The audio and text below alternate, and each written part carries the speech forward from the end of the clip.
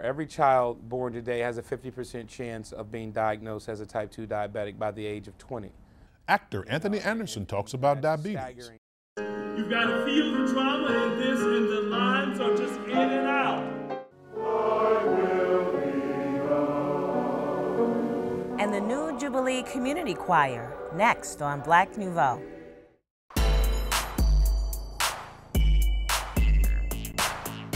Good evening and welcome to another edition of Black Nouveau. I'm Milton Dockery. And I'm Faithe. We're glad you could join us. November is National Diabetes Month, and on this edition, I'll talk with actor Anthony Anderson about his battle with the disease. We'll continue our conversation with Tom Burrell, author of Brainwashed, and the online Are You Brainwashed quiz. We'll also profile the new Jubilee Community Choir. But first, author Dr. Joyce Marie Dixon believes that technology sometimes dulls our senses. She thinks people need to take a break, turn off the computers, cell phones, and iPods, and take time to listen to their inner voices. Liddy Collins has more.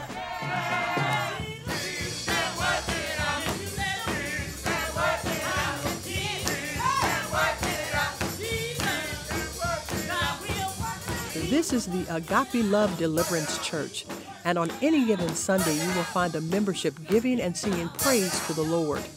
On this particular Sunday, they're also rejoicing and celebrating with their pastor on the completion of a book that reflects a combination of events that affected and impacted her life. The Word in Due Season is a book that helps us to recognize the voice of God. There are times in our life that a lot of times I call them an aha moment, but it's times in your life when you've got a gut feeling. My grandmother would say, something told me, or my mom would say, I know that was the voice of God. And oftentimes when we're about to make major life-changing decisions, we have a sense of knowing. God made man, and we have a spirit. And many times God desires to speak to us, especially before we make major decisions. And so a word in due season will come at a time in our life that we need a now word. We need to know, what is God saying now about maybe buying a home or getting married or having children or starting a business or beginning a ministry, about relationships or any significant thing in our life. Many times God speaks to us. And yet sometimes we ignore that voice. We feel like, well, no, maybe. And then later on we'll find out that was indeed a word in due season. Dr. Joyce Dixon said the thought of the title came to her when she was going through a stressful time in her life and needed a word. Thus the book, A Word in Due Season. She herself admits to ignoring now words. There were several times in my life that I have ignored that voice. That's why I wrote the book, because now when I look back, hindsight is better many times than foresight. And there was a situation in my life that I had a word to remind me not to take a shot, but I took it anyway. And I developed a condition from behind it, a neurological condition called Guillain-Barré syndrome. But I had a sense of knowing it was not for me to take that particular shot. I don't know if it was that particular day or my immune system wasn't strong as it should have been or whatever. There were some different things that had been going on that year. But nevertheless, I had a sense of knowing, no, don't do this. But I ignored it. And then 6 weeks later, I started developing some conditions, neurological conditions, having problem walking and standing. And so last year I was in a wheelchair. This year I'm basically using a walker and a cane, but I can pretty much, I'm healing. Because I had another word saying, you will walk again. And so I'm walking again, and I give God all the glory for that. Give the glory to God, yeah. Dr. Dixon said her favorite chapters of the book were probably chapters 12 and 15, where she talks about the heard word. What we hear in life determines, that information will determine our outcome. And a lot of times we're not hearing always. We have to practice and get back to listening skills. Give the glory to God. A Word in Due Season is Dixon's first published work. She has written other things, including poetry. She has another book coming out in May 2011 entitled When God Remembers. the main reason why I write is because I believe that we need to, especially as a people, as an African American woman, that we need documentation of the things that God has done and our history, so that we can leave a written legacy. I'm inspired to write because I really feel like there has been some experience in my life that I can share with the next generation and pass that word on and pass my experiences on. So if a young woman is in a situation and she feels like God has called me to the pastorate, well, a lot of denominations don't believe that God calls women, but he called me next month it'll be 22 years. And he has constantly proven himself to me. So that's what inspires me. God's word inspires me. My relationship with Jesus Christ inspires me. And a song in my heart inspires me to go forward. Each and every time she was divorced, This author rejected, and minister I'm quite sure has this woman advice felt for young women. diminished. To believe, first of all, in God, and then believe in themselves, more than things that may be potentially affecting their life. They may not be at an A average when they start in college. I was at UW-Madison. I remember one summer I made a 4-point average. I remember when I was in high school, in grade school, I was a C+B. But my life changed and circumstances changed. So you don't judge your future by some temporary things that are in your life, because that's just temporary.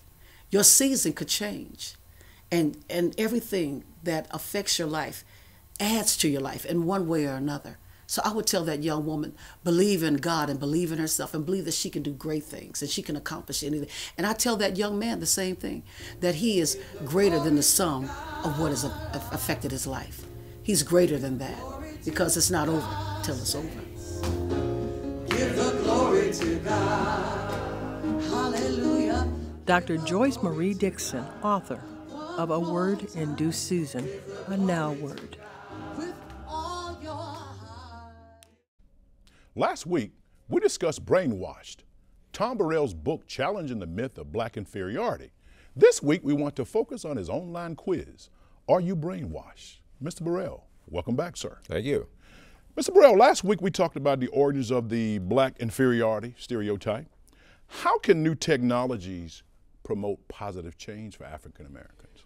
The beautiful thing about the new technology is that we have access to it. All we need is a library card, and if we have a library card, we can start to combat negative images with positive images, because we are the preeminent creators of imagery. And so if we could just become unbrainwashed enough to combat the negative images and replace them with positive images using the free access that we have through the new media, then we can start to really turn around these centuries of brainwashing. In essence, controlling the images of us that are portrayed.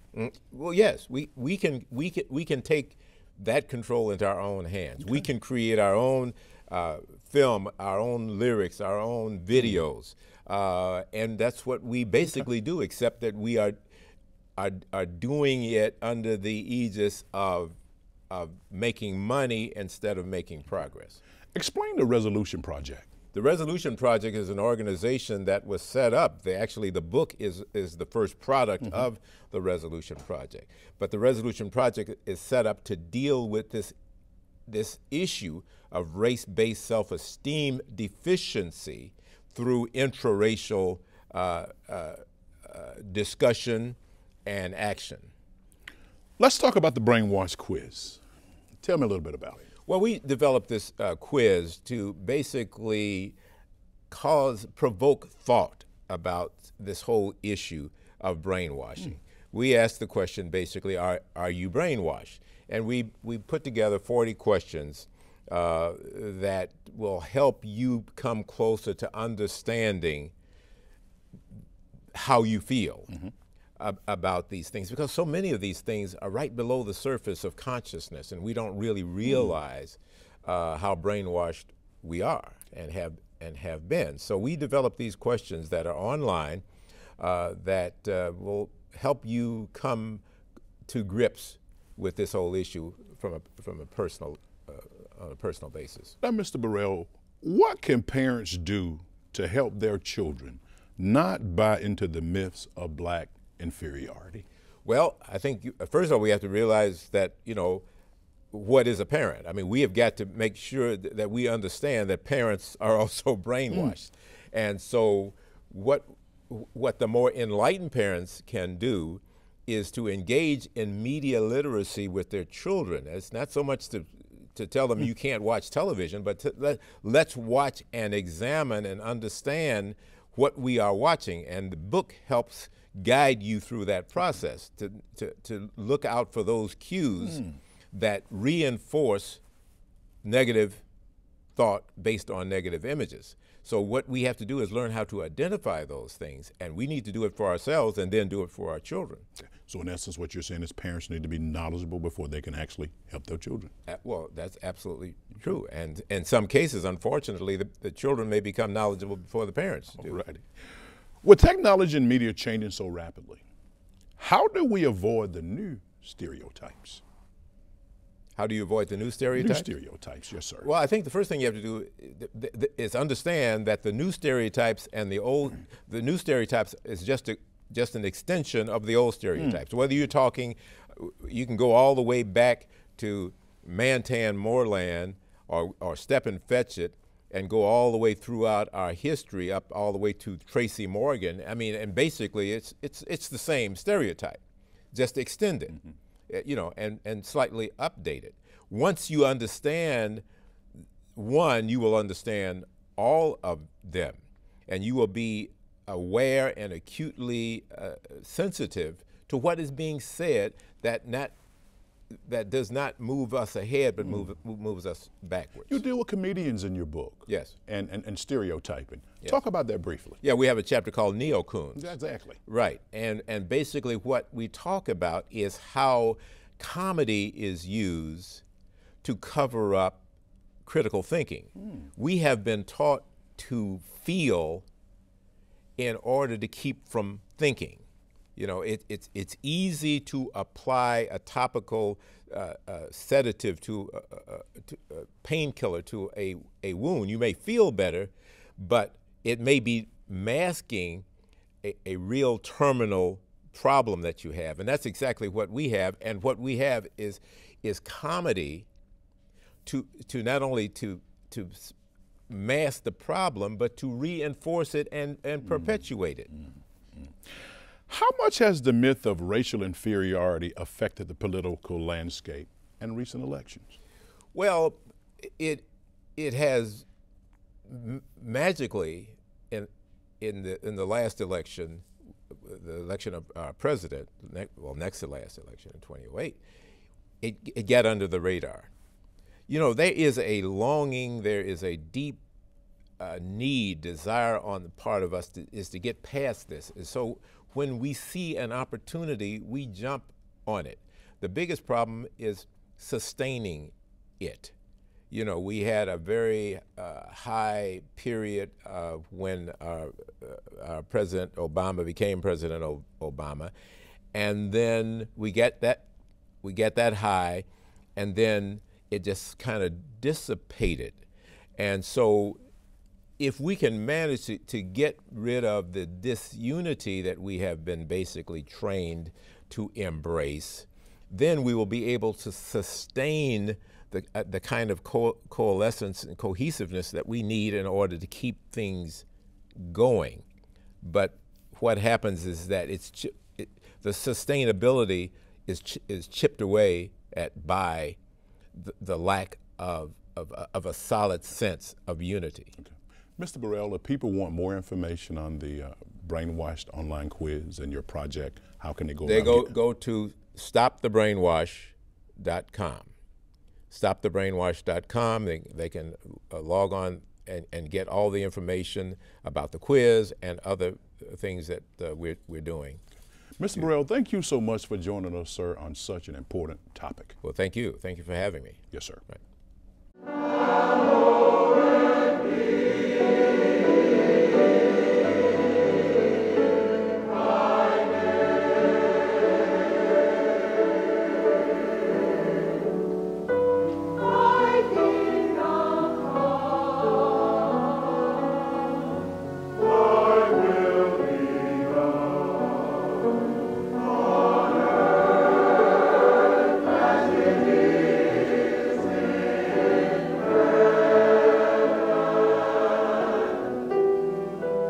new Jubilee Community Choir is under the direction of Dr. Wallace Cheatham, an internationally recognized musical artist and scholar.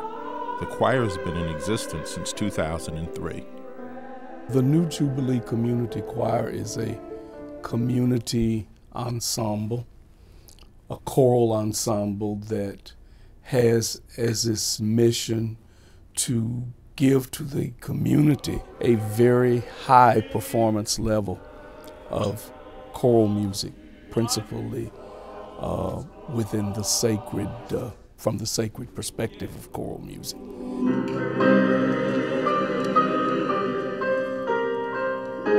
You've got to feel the trauma in this, and the lines are just in and out. Our choir rehearsals are a lot of hard work, and they are a great deal of fun. Dr. Cheatham has a beautiful way of explaining exactly what he wants to get out of you. He doesn't mind stopping you in the middle of something and telling you it was completely wrong, and hollering and stomping his feet and jumping up and down. But it's all it's all kind of humorous in the sense that we know what he wants. He wants the music right, and he wants it beautiful.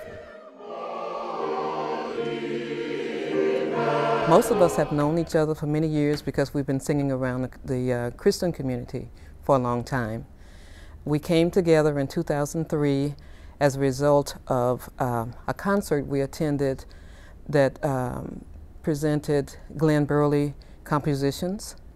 And so a group of us had attended the concert, and the committee was formed, and they got together a group of singers, and that's how we got together originally.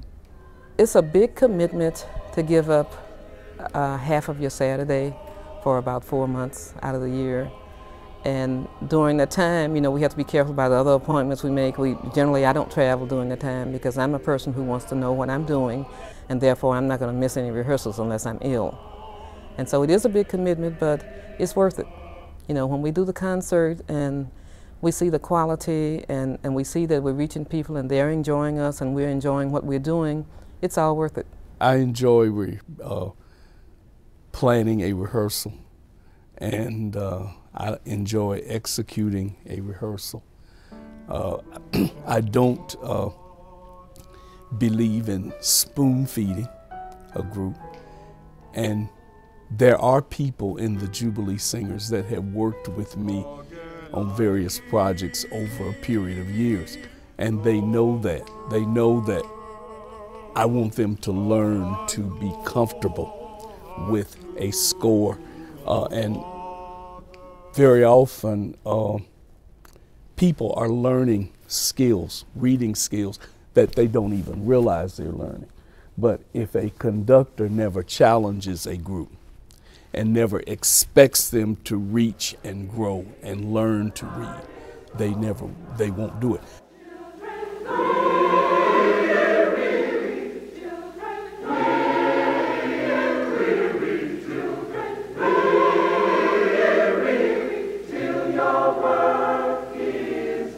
We're trying to make sure that one genre of music that we sing does not go out of existence, and that's Negro spirituals. They were a way of the slaves of communicating with themselves, not only just to have a way of relieving the pain of their existence, but there were hidden messages and meanings in a lot of the Negro spirituals. The choir's effort to preserve music bridges generations.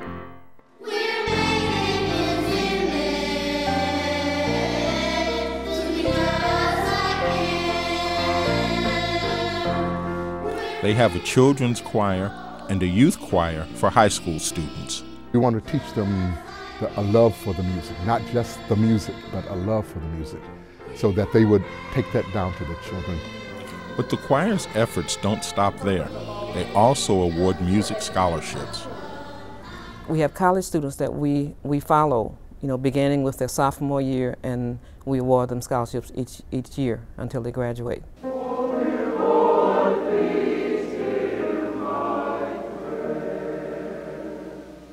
But for the members, the love of great music is the most important thing.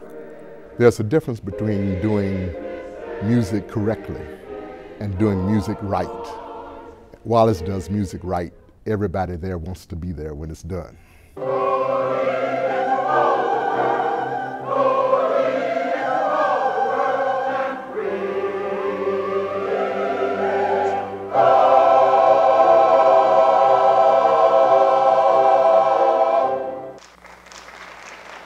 The new Jubilee Community Choir's Advent service will be at 5 p.m. on Sunday, November 28th at St. Mark's AME Church, 1616 West Atkinson Avenue in Milwaukee. You may remember Anthony Anderson from films like Barbershop or Hustle and Flow, or more recently on TV in Law and Order. The actor and comedian has been in over 20 films and numerous TV shows.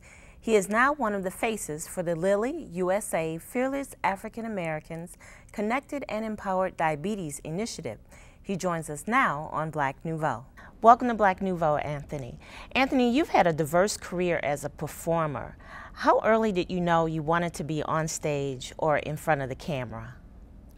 You know what? I've only wanted to be three things in life. I wanted to play for the Dallas Cowboys, I wanted to be a lawyer, and I wanted to be an actor. And at the age of 9, I realized that if I became an actor, I could become all three of those things and whatever else I wanted to become in life. My mother was doing a production of A Raisin in the Sun at Compton Community College, and I just happened to be sitting in the back of the theater playing with my younger brothers. And I looked up on stage and saw her rehearsing, and at that moment, I said, that's what I'm going to do with the rest of my life, and here I am. And how did you prepare for a career as a performer? You know, at the age of 9, having that desire, but you know, you had to do some things to prepare for that. Yeah, well, anything that required me being in front of a live audience, you know, a spelling bee, oratory, you know, reading poetry, reading aloud in class, being a part of school productions, you know, at the early ages, that's what I did. I was also accepted into the high school for the performing arts in Los Angeles as a theater major, then accepted to Howard University in their fine arts program as a theater major. So, you know, I've been training at this since I was 9 years old, and that's been the background of my training. And now you are a spokesperson for diabetes. Yes, I am. And I understand that you were diagnosed about 7 years ago with type 2 diabetes. Tell us about that. Yeah, a little longer than that. You know, 8 years ago, I was diagnosed as a type 2 diabetic. You know, subsequently, my father was diagnosed and lost his battle due to complications of diabetes. And a couple of years ago, my mother was diagnosed as a type 2 diabetic. So, you know, this is a passion of mine. It's near and dear to my heart because of how it's affected me and my family. So I sought out Eli Lilly and their FACE initiative and asked them if I could be a part of this to help bring awareness and help educate, you know, the African American community on this disease that, you know, that's crippling us. You know, every 50% or every child born today has a 50% chance of being diagnosed as a type 2 diabetic by the age of 20. You know, and that's a staggering number. And a quarter of the people who are diagnosed with diabetes or who have diabetes don't even know that they have the disease. So this initiative that we have here is about managing diabetes. It's also encouraging people to go to the hospital to get screened to see where they are and if they fall into that category, so you know they can make the necessary lifestyle changes to live with this disease and not die from it. What do you mean by managing the disease, Anthony? What would that mean for me as a person? I was recently diagnosed as borderline diabetic, so I'm learning all of the different things that I need to do, but what do you mean when you say that? Changing your eating habits, you know, lifestyle change, eating healthier, and exercising. You know, everything is good in moderation. So we're not saying you can't eat this, you can't eat that. It's just that we live in a gluttonous society, so we overeat. You know, we oversaturate our foods with fats, with salts, with sauces and things like that, you know, and sugars. So when I say managing it, it means watching what you put into your body, making sure that it's the healthiest thing for you, especially if you're borderline. The Faithe Initiative has a great website that you can log into, and it's face-diabetes.com, face-diabetes.com, that you can go to and have all the answers to any question that you want to answer. And they've also teamed up with Ebony Nutritional Cookbooks to give you healthy alternatives to some of the foods that we love to eat. They're not giving us substitutes, they're giving us healthier alternatives to it. Why do you think it's so hard for African American men to take proper steps in treating diabetes? I mean, you know, did you have that challenge as an African American when you were diagnosed with type 2 diabetes? No, that challenge wasn't there for me. The challenge, especially for men, is to get them to the hospital just to get a regular checkup. You know, some of these things can be detected early, so you can make the necessary changes in your diet and in your lifestyle to help you with this. So if we were to go get our annual or semi-annual checkups like we should, you know, we would be a lot better off. But as men, we're stubborn, and we don't do that. You know, it's unfortunate that we have to have events like National Take a Loved One to the Doctor Day, but we need to do that. Thank you, Anthony. Okay, Faithe, thank you. All right, boo-boo. You just cut me short. It was like, it's over. I got what I need. I'm done with you. You're throwing me to the street now. Oh, I love that comedy. Okay. Have a wonderful day. And that wraps up this edition of Black Nouveau. Remember, in the coming week, do something to expand your world. Good night. Good night.